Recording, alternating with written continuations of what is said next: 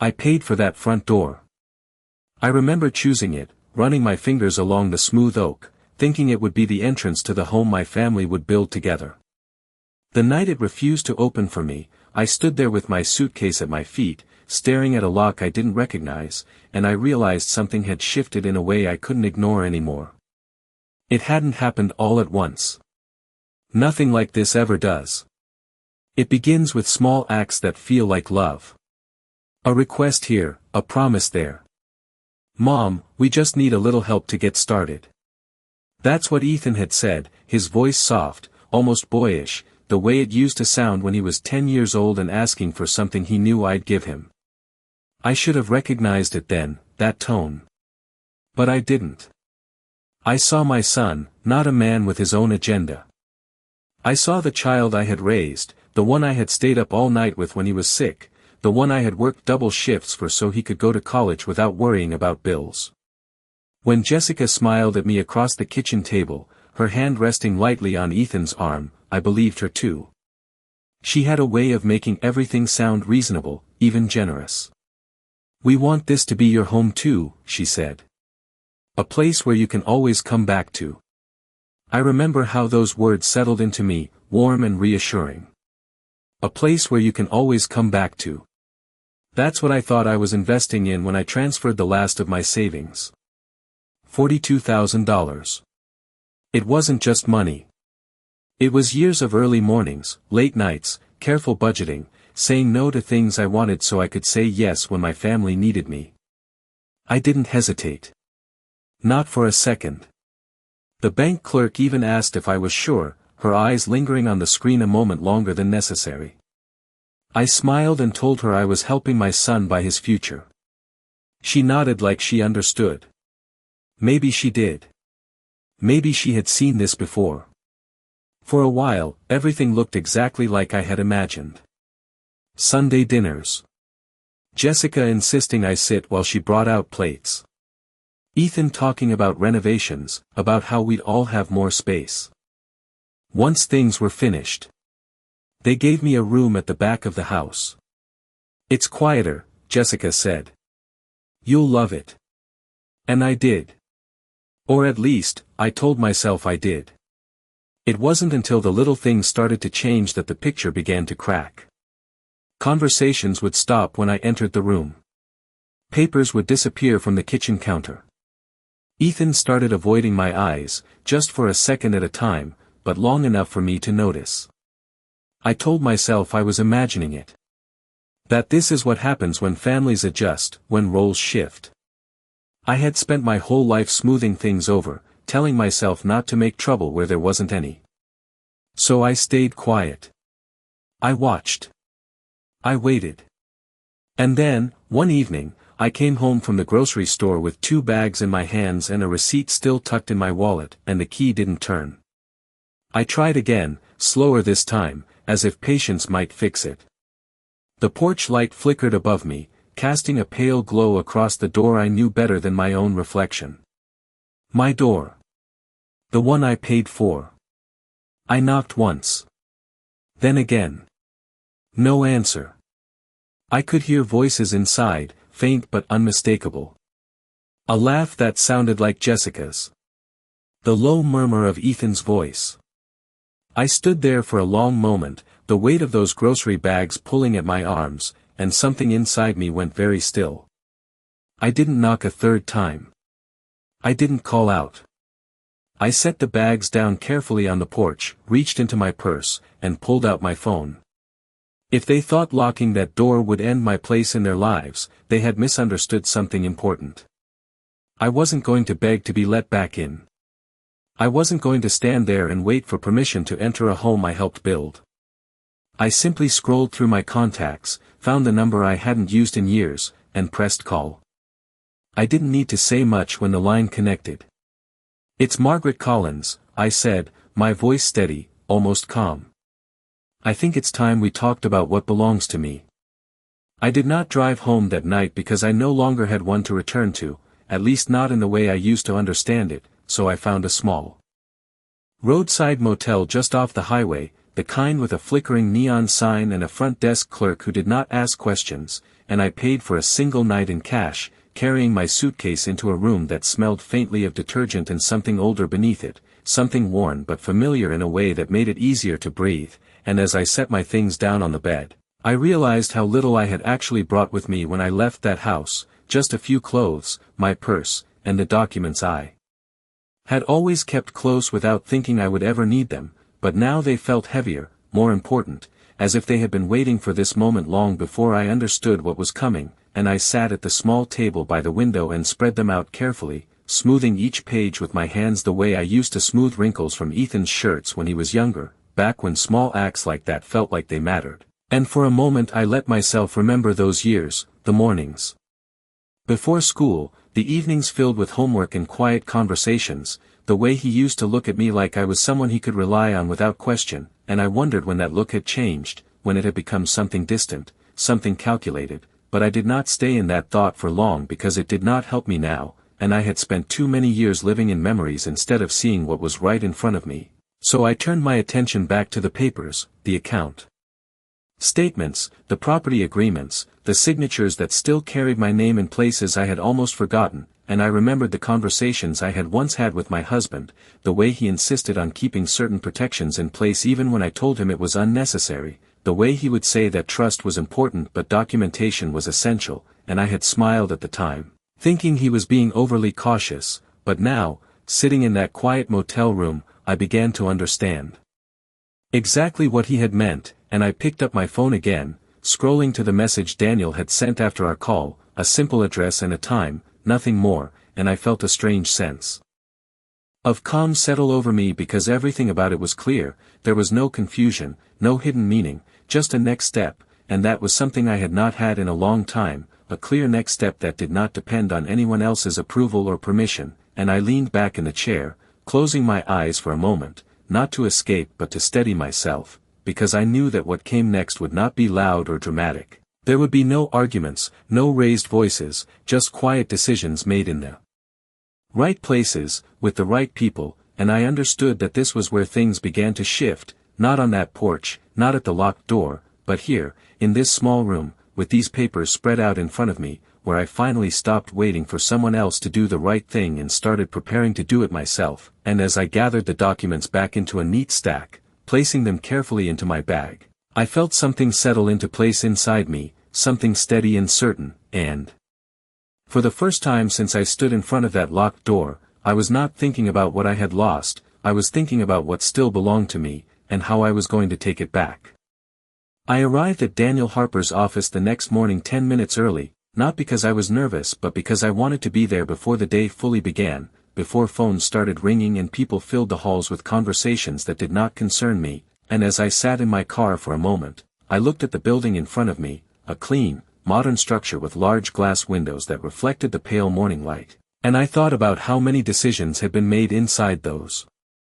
walls, how many lives had quietly shifted without anyone raising their voice, and I stepped out, smoothing my coat as I walked in, carrying my bag with the documents held close, not tightly, just with a quiet sense of purpose, and when I reached the reception desk, the woman behind it looked up and smiled politely, asking my name, and when I said it, I saw a brief flicker of recognition in her expression before she nodded and asked me to take a seat.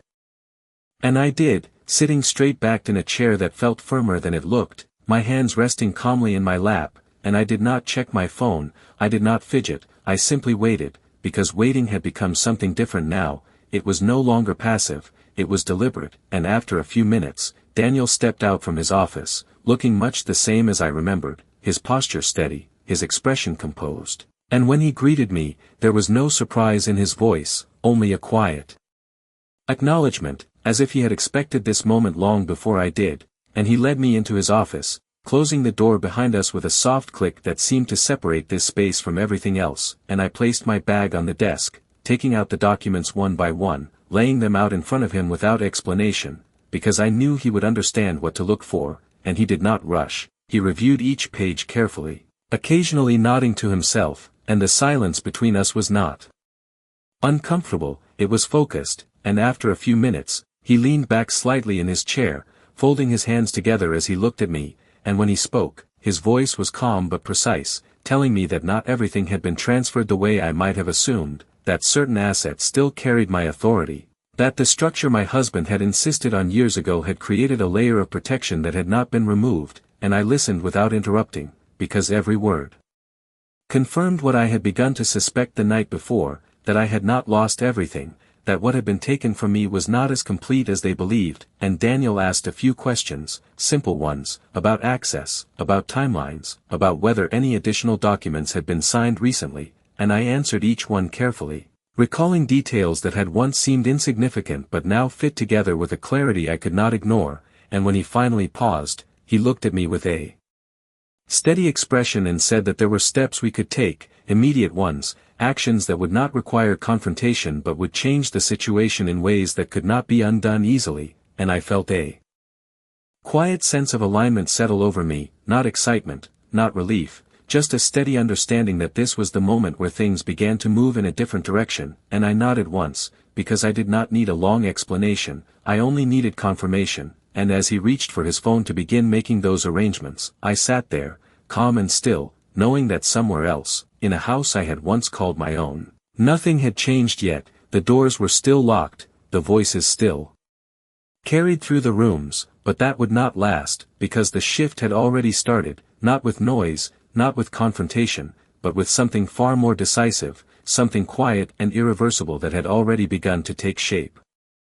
By the time I stepped out of Daniel's office, the air outside felt different, not because anything had visibly changed, but because I understood that something had already been set in motion, something that did not require me to raise my voice or return to that house to make a point, and as I walked to my car, I noticed how steady my steps were, how there was no hesitation in the way I moved, as if my body had already accepted what my mind had only just begun to process, and I sat behind the wheel for a moment before starting the engine, letting the quiet settle around me again, because I had learned that silence was not emptiness, it was space, and right now, it was space I could use, and I drove without rushing, taking the longer road back toward the motel, passing familiar streets that no longer held the same meaning, because I was no longer navigating them as someone trying to belong somewhere. I was simply moving through them with purpose, and when I reached the parking lot, I saw nothing unusual, just the same faded lines and parked cars, the same stillness I had left behind earlier, but this time, I carried something different with me, not documents, not just information, but direction, and inside the room, I placed my bag on the table again, though there was no need to take anything out, everything that needed to be done was already underway, and I sat by the window, watching the light shift slowly across the pavement outside. Thinking not about what Ethan and Jessica might be doing, but about how long it would take before they noticed what had changed, because they would notice, not immediately, not in a dramatic way, but in small disruptions that would not make sense to them at first, and I could almost see it unfolding, a transaction that did not go through the way it always had, a call from a bank asking for clarification, a document request that suddenly required my authorization, things that would seem minor on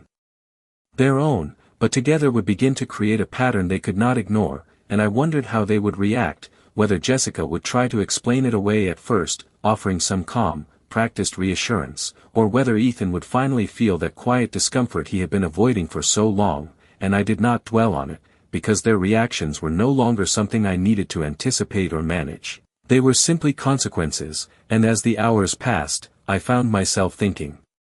less about them and more about the choices I had made, not with regret, but with a kind of clarity that only comes after something breaks in a way that cannot be repaired, and I saw how easily I had accepted small shifts in control, how I had told myself that keeping the peace was more important than asking questions, and how that had led me to a moment where I stood outside a locked door that should never have been closed to me in the first place, but that moment no longer felt like the end of something, it felt like a line, a clear division between who I had been and who I was becoming, and as evening approached, I rested back in the chair, my hands folded loosely in my lap, and I realized that for the first time in a long while, I was not waiting for anything to be given back to me, I was simply allowing the process to unfold, knowing that what was already mine would not need to be taken by force or argument. It would return through the very systems they believed they controlled. And somewhere in that house, without realizing it yet, the foundation they stood on had already begun to shift beneath them, quietly, steadily, and completely beyond their control. The call did not come that night, and I did not expect it to, because I understood that real consequences do not arrive with urgency or noise, they arrive with timing, with precision, and by the next morning, I was already awake before the sun had fully risen, sitting by the window with a cup of coffee that had gone lukewarm in my hands, watching the empty parking lot slowly come to life, and I felt no need to check my phone immediately, because I already knew that whatever had begun the day before was continuing exactly as it should, and when I finally reached for it, I saw the first sign, not dramatic, not emotional, just a missed call notification from a number I recognized but had not seen displayed in a long time, the house number, and I looked at it for a moment without reacting, because the absence of urgency in me was more telling than the call itself, and a few seconds later, the phone lit up again, the same number, and this time I let it ring once, twice, 3 times before answering, not to create tension, but because I no longer felt the need to respond instantly, and when I finally lifted it to my ear, I did not speak first, I simply listened, and Ethan's voice came through, tighter than usual, controlled but strained beneath the surface, asking where I was, asking why certain accounts had been flagged, why access had suddenly changed, and I could hear the confusion in his words, the way he was trying to piece together something that no longer followed the pattern he expected. And I let him finish before I responded, my voice steady, measured, not cold, just clear, and I told him I was safe, that I was taking care of a few things, and that everything he was asking about would be explained in due time, and there was a pause on the other end, not long, but long enough to reveal something important, uncertainty, the kind he was not used to feeling, and then Jessica's voice appeared in the background, sharper, more direct, asking him what I said, asking what was going on. And I could almost picture the scene without needing to see it, the two of them standing in that kitchen, the same one where we had once shared meals, now trying to understand why something they believed was settled had suddenly become unstable, and I did not raise my voice, I did not accuse, I did not explain further, I simply repeated that things were being handled, and that I would be in touch when necessary, and then I ended the call before it could turn into something else, because this was not a conversation, it was a shift, and conversations could wait, and as I placed the phone back on the table, I felt no rush of emotion, no sense of victory, just a quiet confirmation that the process was working exactly as intended, and throughout the rest of the morning, there were more signs, a message from Daniel confirming that the first restrictions had been successfully implemented, that certain transactions had been paused pending verification, that documentation requests had been issued, and each update was brief, precise, leaving no room for interpretation, and I read each one carefully, not with excitement, but with focus, because this was not about watching something fall apart, it was about restoring something that had been quietly taken, and as the day continued, I moved through it with the same steady pace, stepping outside for a short walk, feeling the air shift as the sun climbed higher, noticing small details I might have ignored before, because my attention was no longer tied to a single place or a single expectation, and when my phone remained silent for a few hours after that first call, I understood what it meant, not that the situation had resolved, but that it had deepened, that they were no longer calling out of confusion, they were now trying to find answers elsewhere, trying to regain control in ways that would no longer work, and I sat back in the chair by the window once more, my hands resting calmly in my lap, knowing that this stage, the quiet unraveling, was necessary, because before anything could be set right, it had to be seen clearly for what it was. And for the first time, I was not the one waiting for that clarity to come from someone else, I was the one who had already found it, and set everything else in motion to follow. By the afternoon, because it was no longer the absence of calls, it was the presence of something heavier, something unfolding behind the scenes that they could not easily fix, and I knew that because Daniel's next message arrived just after 2 o'clock, short and precise as always, confirming that additional safeguards had been placed, that any attempt to move or access certain assets now required dual authorization, and I read the message once. Then again, not because I did not understand it, but because I wanted to feel the weight of what it meant, not in terms of control, but in terms of balance, something that had been missing for a long time, and I set the phone down without responding, because there was nothing to add, everything that needed to be said was already being handled where it mattered, and I leaned back in the chair, letting the quiet of the room settle around me again, noticing how different it felt from the quiet of the days before. This was not uncertainty, this was structure. And sometime later, the phone rang again, the same number, but this time I let it go to voicemail, not as a statement, not as a game, but because I did not need to interrupt what was already in motion, and when the notification appeared, I waited a moment before listening. Ethan's voice came through first, faster now, less controlled, asking me to call back, saying there had been some kind of mistake, that accounts were frozen, that payments had not gone through, and then Jessica's voice followed, sharper, cutting in with questions that were no longer polite, asking what I had done, demanding answers, and I listened to the entire message without reacting, because their urgency did not require my response. It only confirmed what I already knew, that the foundation they had been standing on was no longer stable, and when the message ended, I set the phone aside again, not turning it off, not blocking the number, simply letting it exist without giving it priority, because for the first time, I was not responding to their timeline, I was moving within my own, and as the afternoon stretched into early evening, I stepped outside for a while, walking along the edge of the parking lot where a narrow strip of grass met the pavement, the air warmer now, carrying the faint sounds of passing cars and distant conversations, and I found myself thinking not about what they would say next, but about how easily everything had been arranged without noise, without confrontation, just a series of decisions made in the right order, and I realized that this was what true control looked like, not something loud or visible, but something steady, something that did not need to announce itself to be effective. And when I returned to the room, there was another message waiting, this one from Daniel, confirming that formal notices had been issued, that any further attempts to alter ownership or access would be reviewed under the existing legal structure that still recognized my authority, and I read it carefully, feeling that same sense of alignment settle deeper this time, because this was no longer the beginning of a shift, it was the continuation of one that could not easily be reversed. And I sat down by the window again, watching as the light outside softened into evening, knowing that somewhere else, in that house with the locked door, the atmosphere had changed completely, that conversations were no longer calm or certain, that questions were being asked without clear answers, and I did not need to hear them to understand what they sounded like, because I had already moved beyond that space, beyond the need to explain or defend. And as the sky darkened and the room grew quiet once more, I rested my hands in my lap and allowed myself a single, steady breath, not out of relief, but out of recognition, that everything I had set in motion was unfolding exactly as it needed to, and that for the first time in a very long time, I was not being pushed out of my own life, I was quietly stepping back into it on my own terms.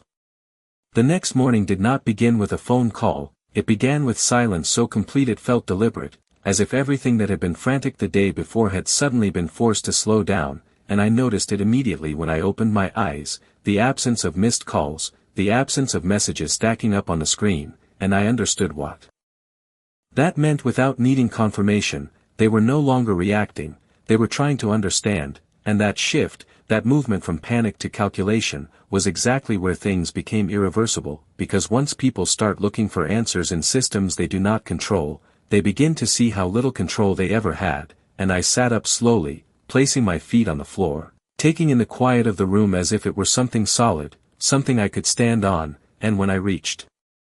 for my phone, there was only one new message, from Daniel, brief as always, confirming that the formal review had escalated, that documentation inconsistencies had triggered a deeper audit, and that any claims made without my direct confirmation would now be held under scrutiny, and I read it carefully, not rushing, letting each word settle into place, because this was not just progress, this was exposure. And exposure changes everything, and as I set the phone down, I imagined the moment they would realize it, not when the first transaction failed, not when the second request was denied, but when someone across a desk, in a calm and neutral tone, would begin asking them questions they could not answer clearly, questions about ownership, about authorization, about timelines that did not align the way they believed they did, and I could almost hear Jessica trying to maintain composure, her voice controlled, her words carefully chosen, insisting that everything had been handled, that everything was understood, and I could see Ethan beside her, quieter now, less certain, realizing that something deeper was being uncovered, something that did not match the version of events they had accepted, and I did not feel satisfaction in that image, I felt recognition, because this was not about watching them struggle, it was about the truth becoming visible in a space where it could not be ignored or rephrased. And later that morning, as I stepped outside for a short walk, the air felt cooler, clearer, and I found myself noticing things I had not paid attention to before, the way the light reflected off passing cars, the steady rhythm of footsteps on pavement, the quiet conversations of strangers who had nothing to do with me, and it reminded me how much of my life had been centered around a single place, a single expectation, and how easily that had narrowed my view without me realizing it, and when I returned to the room, there was another message waiting, this one slightly longer, outlining the next steps, confirming that access permissions had been formally restricted pending full verification, that any attempt to reverse the changes would require documentation that aligned with the original structure, and I read it once, then set the phone down, because there was nothing left for me to initiate, everything was now moving within a system designed to reveal exactly what had been overlooked, and as the day moved forward, I did not reach out, I did not respond to the silence from the house, because I understood that silence now carried weight, it meant they were no longer calling to demand answers, they were being asked for them, and somewhere in that process, something fundamental had shifted, something that could not be undone with a simple conversation or explanation. And as I sat by the window once more, watching the light change as the hours passed, I felt that same steady clarity settle deeper, not as a reaction, but as a state, because for the first time, everything that had once been uncertain was now being measured, reviewed, and understood in a way that did not depend on anyone's version of the story, only on what was real, and that was something no locked door could ever take away. It was not until the third morning that I returned to that street, not out of urgency, not out of attachment, but because there are moments when a chapter does not fully close until you see it one last time with clear eyes, and as I drove slowly down the familiar road, nothing looked different from the outside, the same houses, the same quiet sidewalks, the same stillness that had once felt like belonging, but I no longer saw it the same way, because I was not arriving as someone hoping to be welcomed back, I was arriving as someone who already understood where she stood, and when I pulled up in front of the house, I did not turn off the engine right away, I simply sat there for a moment, looking at the front door, the same one I had chosen, the same one that had once closed me out, and it no longer felt like something that held power over me, it was just wood and metal, nothing more, and when I stepped out of the car, I noticed how quiet everything was, no movement behind the windows, no voices carrying through the walls, just stillness. The kind that follows after something has already shifted in ways that cannot be easily undone, and I walked up the path at an even pace, not hesitating, not rushing, just moving forward with the same steady certainty that had carried me through the past few days, and before I reached the door, it opened, not quickly, not dramatically, just enough to reveal Ethan standing there, his posture different, his expression no longer certain, and for a moment, neither of us spoke. Because there was nothing left to say that had not already been made clear elsewhere, and behind him, I could see Jessica standing further back, her arms crossed, her composure still present but no longer effortless, and I noticed the way her eyes moved, not with confidence, but with calculation, as if she was still trying to understand how everything had shifted so completely without warning, and I did not step inside, I did not ask to be let in, because that was no longer the point, and when Ethan finally spoke, his voice was quieter than I remembered, asking if we could talk, asking what had happened, and I looked at him, really looked at him, not as the boy I had raised, not as the man I had tried to protect from consequences, but as someone who had made choices he now had to face, and I answered simply, telling him that nothing unexpected had happened, that everything unfolding now was already in place long before any of us realized it, and I saw the confusion in his eyes. The way he was trying to connect something that did not match what he believed, and Jessica stepped forward then, her voice more direct, asking what it would take to fix things, asking how this could be resolved, and I met her gaze without reacting, because the answer was not something that could be negotiated in a moment like this, and I told her that this was not about fixing anything quickly, this was about understanding what had been done and what still remained, and there was a silence after that, not tense, not loud, just heavy with the realization that whatever control they thought they had was no longer theirs to hold, and I reached into my bag, not to hand them anything, not to present documents or explanations, but simply to adjust the strap on my shoulder, a small, ordinary motion that felt more final than any words could be, and I stepped back from the door, not because I was being turned away, but because I had already moved beyond the need to stand there, and as I walked back toward my car, I did not look over my shoulder, I did not wait for them to call after me, because the conversation that mattered had already taken place, not on that porch, not in that doorway, but in the quiet decisions that had reshaped everything beneath the surface. And when I reached the car and sat down behind the wheel, I allowed myself one steady breath, not of relief, not of triumph, but of recognition, that the place I had once tried to return to was no longer where I belonged, and that what I had reclaimed was not just control over documents or accounts, but something far more lasting, the understanding that I would never again need to knock on a door that I had the power to walk away from.